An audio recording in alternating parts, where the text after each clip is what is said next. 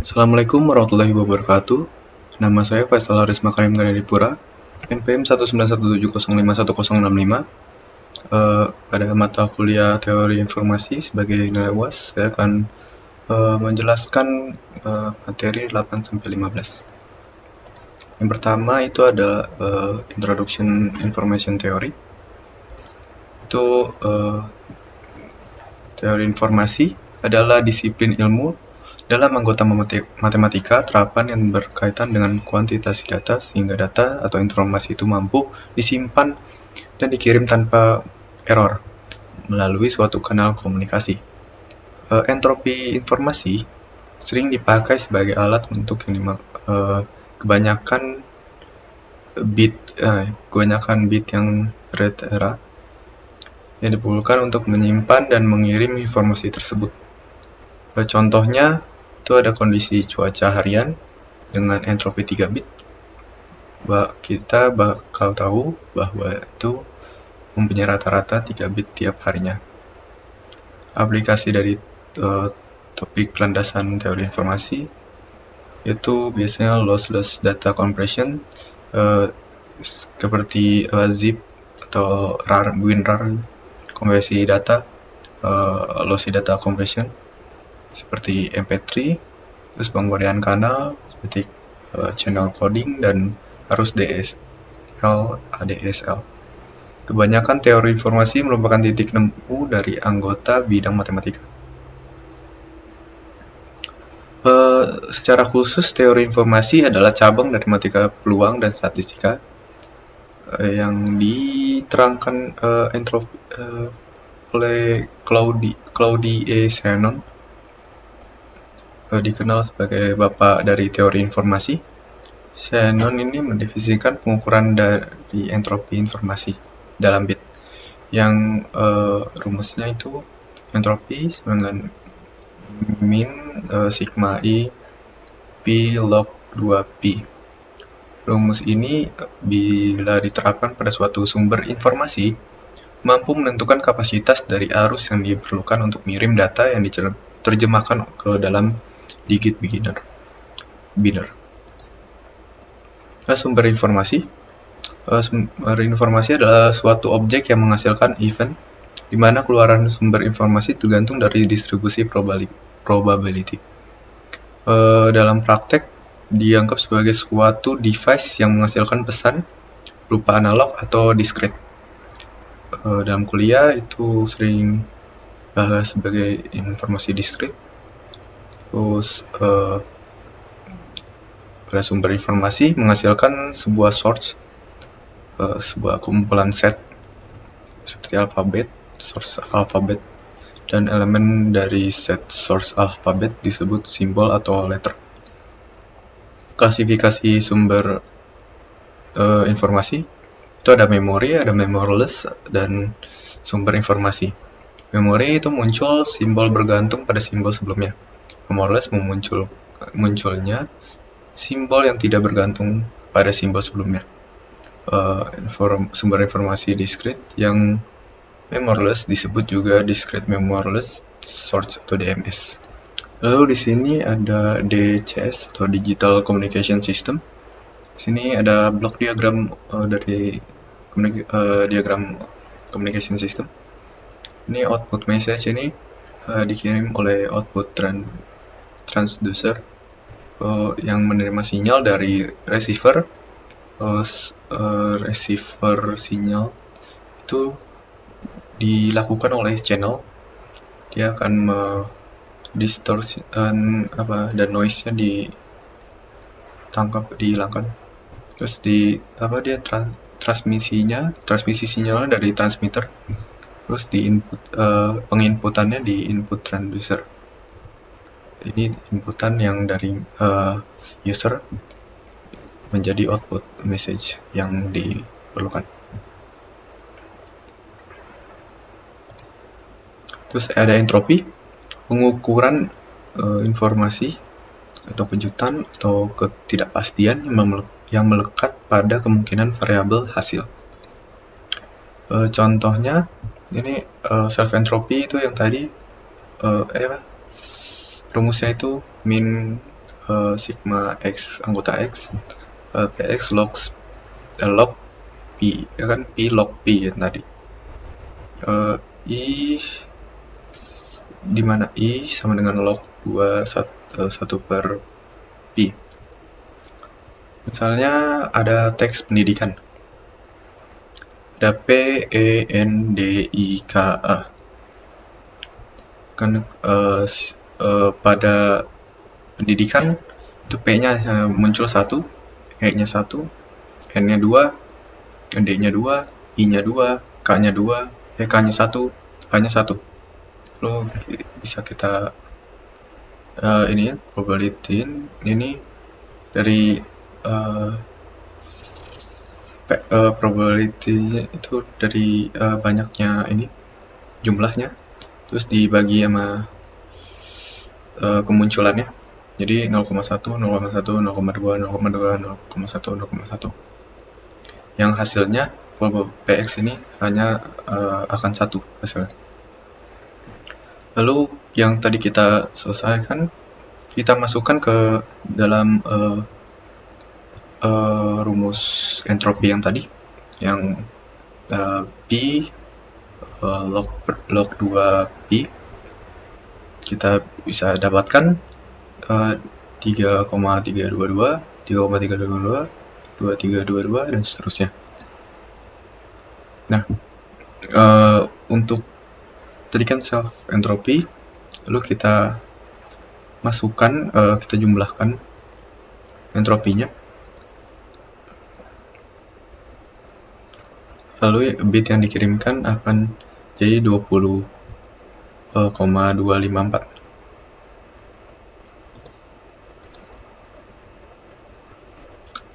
Probability ensemble. Ensemble X adalah triple X, AX, PX, di mana hasil X adalah nilai variabel acak yang mengambil salah satu dari sekumpulan nilai yang memungkinkan. AX itu A1, A2, AI, sampai AL, memiliki probabilitas PX, yang P1, P2, dan sampai P, dengan P, X sama dengan A. AX itu adalah alfabet dari X. Probability subsetnya, jika T adalah himpunan bagian dari AX, maka PT, di mana X adalah anggota T, sigma AI anggota T, P X sama dengan AI. Lalu di sini ada contoh sebuah huruf yang dipilih secara acak dari sebuah dokumen bahasa Inggris. Sering ditanyakan di manual for Linux. Jadi di sini rumus yang tadi, di mana V itu vowel from the figure alfabet, yaitu A, I, U, E, O. Lalu P-nya itu bisa dilihat dari sini, yang kita sederhanakan. Jadi A-nya itu 0,06, E itu 0,09, terus ada I itu 0,6, I 0,6, yang 599 ini. Terus ada O itu 0,689 atau 0,07. Terus U itu 0,069. U itu 0,0334. Lalu kita sederhanakan jadi 0,03. Lalu kita bisa lihat nanti di sini untuk lebih lanjut. Kita lanjutkan. Ada marginal probability dari join probability PXY, sigma Y anggota AY, P sama dengan probability X sama dengan AI, Y, atau P X, Y. X sama Y-nya itu identikal di sini pada table yang di kanan. Lalu nanti conditional probability-nya itu XAI Y sama dengan BJ, lalu kita XAI itu YBJ-nya per BJ juga. Jadi dimana BJ-nya itu Y-nya itu nggak boleh 0. Terus kalau sama dengan 0 dia tidak bisa infinite gitu, tidak bisa didefinisikan. Kita coba contohnya, yaitu kalau Y-nya U, X-nya Q. Y-nya U, Y-nya U, Y-nya U, Y-nya U, X-nya Q. Ini salah, maaf. Ini salah ya, harusnya di sini. Ini lingkarannya salah, harusnya di sini. Terus ini probability harusnya di sini. Tadi karena X-nya itu Q, Y-nya U. Itu harusnya di sini. Lingkarannya salah. Mohon maaf. Ini ada probability versus likelihood. Probabilitas digunakan untuk mencari peluang terjadinya sesuatu tertentu. Likelihood itu memungkinkan digunakan untuk memaksimalkan peluang secara dari situasi tertentu yang akan terjadi. Lalu ada kriptografi. Terminologinya, pesan adalah data atau informasi yang dapat dibaca dan dimengerti maknanya. Nama lainnya plain text, dan ada clear text, teks jelas. Rupa pesan ada teks, gambar, musik, MP3, video, table, daftar belanja, dan lain-lain. Pesan ada yang dikirim via pos, kurir, suara atau disimpan di dalam sebuah storage seperti disk, kaset, CD, dan lain. Pesan digital itu berupa teks, ada 4 kategorinya. Ada berupa teks, ada berupa suara, ada berupa gambar, ada berupa video. Terus pengirim adalah pihak yang mengirim pesan, menerima adalah pihak yang menerima pesan. Pengirim dan penerima bisa berupa orang, komputer, atau mesin. Misalnya pengirimnya Alice, penerimanya Bob. Pengirim komputer klien, penerimanya komputer server. Atau pengirim Alice, penerimanya mesin penjawab. Pengirim ini ingin pesan dapat dikirim secara aman, yaitu pada pihak lain tidak dapat membaca, manipulasi pesan, hanya untuk tujuannya aja yang bisa mendapatkannya.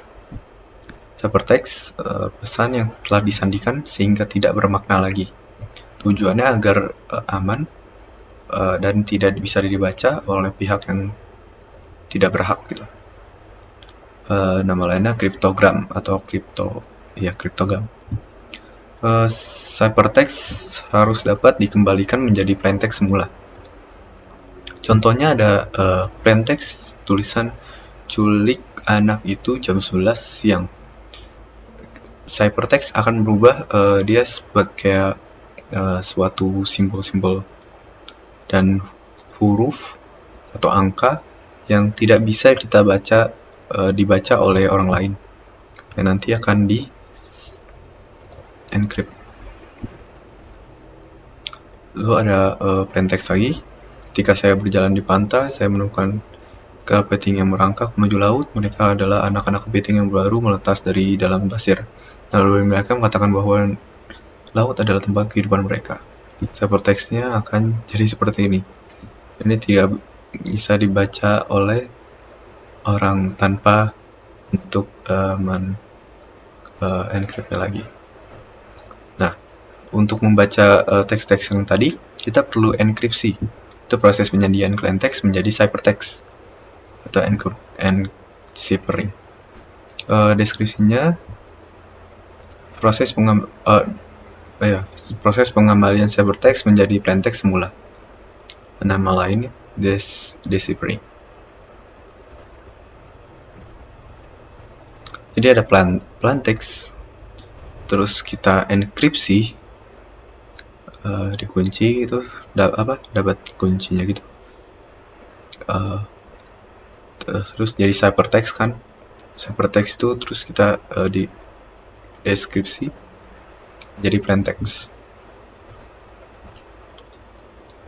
Notasi matematisnya C itu ciphertext, P itu plain text. Kalau E, P sama dengan C itu berarti E memetakan P ke C, fungsi deskripsi D memetakan C ke P itu D memetakan C sama dengan P.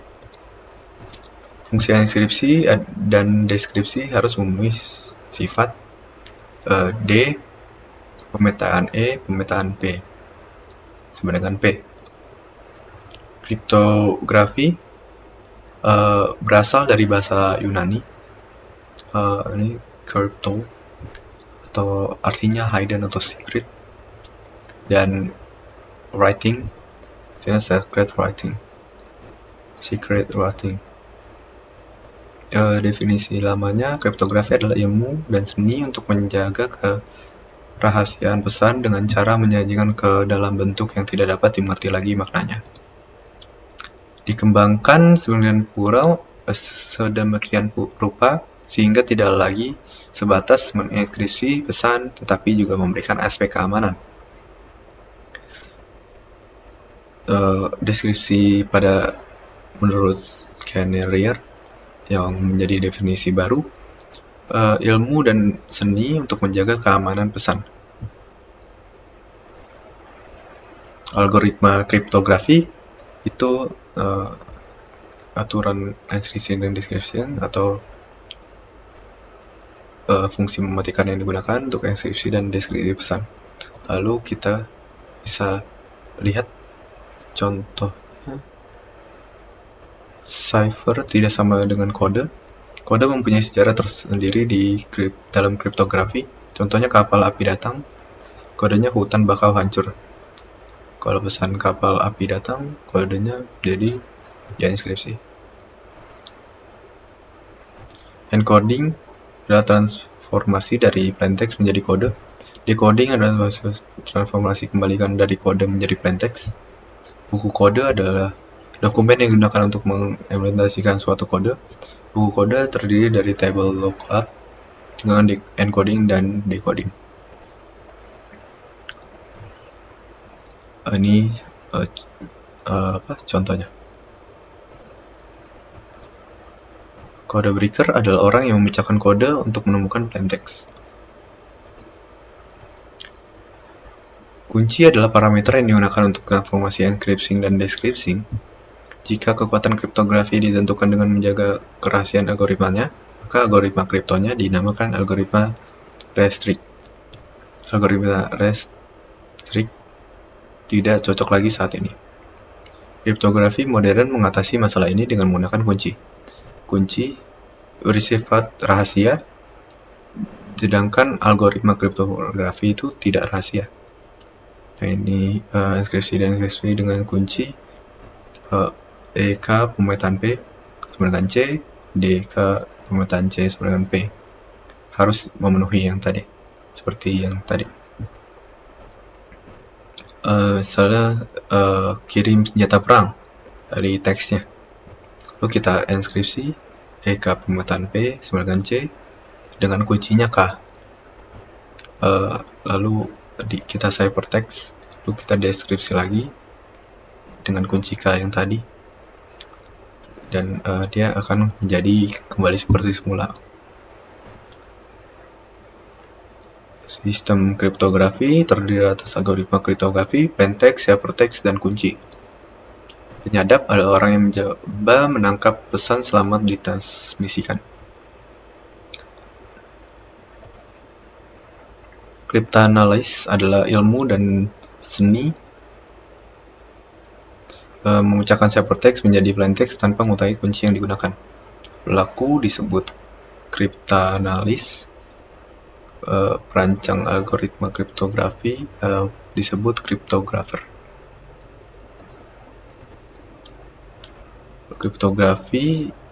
Kriptologi adalah studi kripto dan kriptanalisis.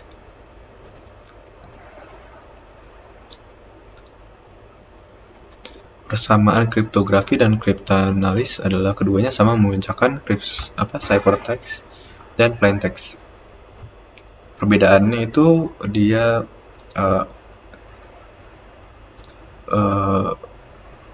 legitimasi pengiriman atau penerimaan pesannya.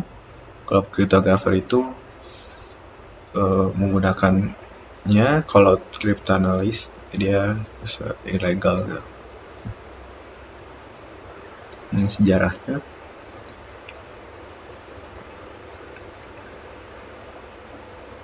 Ini adalah alat yang Cycatel yang digunakan pada Yunani untuk kriptografi.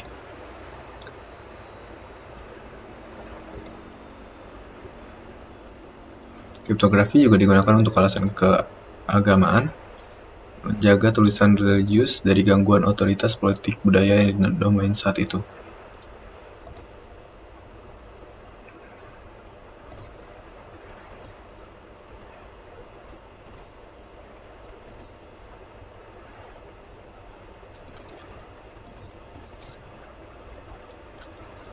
Ini ada aplikasi enkripsi dan deskripsi. Pengiriman data melalui saluran komunikasi. 2. Menyimpan data di disk storage. Data encryption on motion. Sinyal ditransmisikan dalam percakapan dengan handphone. Nomor PIN kartu ATM yang ditransmisikan dari mesin ATM ke komputer bank. Nomor PIN kartu kredit pada transmisi e-commerce di internet.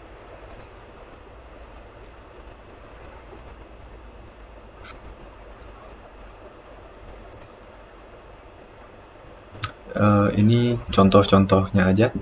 Ini kalau dalam teks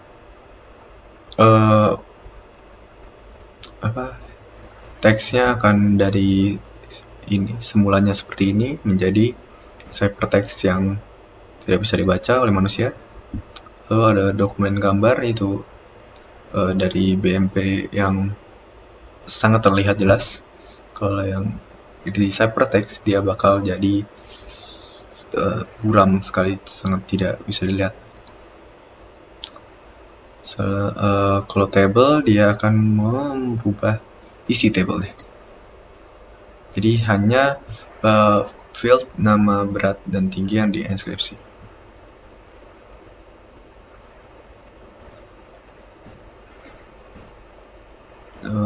Ini untuk di kehidupan kita kriptografi itu digunakan untuk ATM, telepon genggam, komputer, internet, gedung-gedung bisnis, dan sampai perlengkapan militer.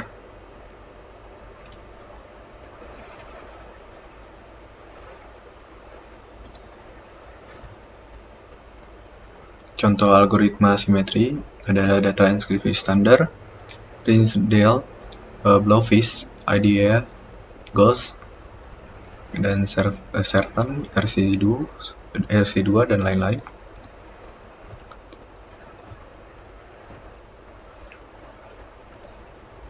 Ini untuk skema algoritma simetri.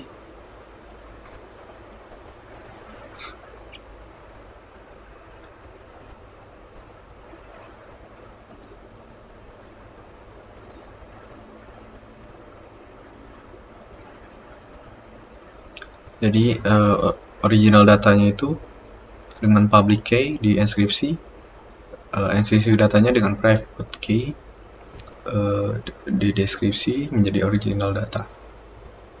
Keuntungannya tidak ada kebutuhan untuk mendistribusikan kunci private sebagaimana pada sistem kriptografi simetri. Kunci publik dapat dikirim ke penerima melalui saluran yang sama dan saluran digunakan mengirim pesan. Jumlah kunci dapat ditekan. Layanan disediakan kriptografi, ada kerahasiaan, terus ada integritas data, ada autentifikasi, ada nirpenyangkalaan. Layanan untuk mencegah komunikasi melalui penyangkalaan yang mengirim pesan, melakukan pengiriman dan penerimaan pesan menyangkal telah menerima pesan. Mungkin sekian yang bisa saya jelaskan. Kurang lebihnya mohon maaf. Wassalamualaikum warahmatullahi wabarakatuh.